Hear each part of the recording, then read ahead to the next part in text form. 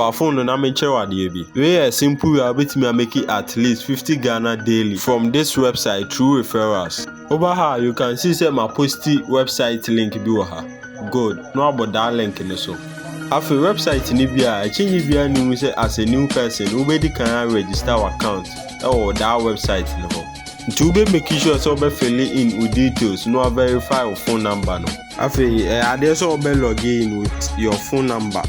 Good. Into you log in over main page here.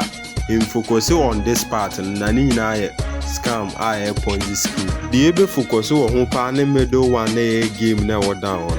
After number of spins and original number of people bit me invite and now who is free at that whole one. Into from every spin no abo go no nya reward this middle part no.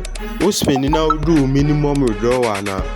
After over right corner down for now who might be no abo so. What you see withdrawal.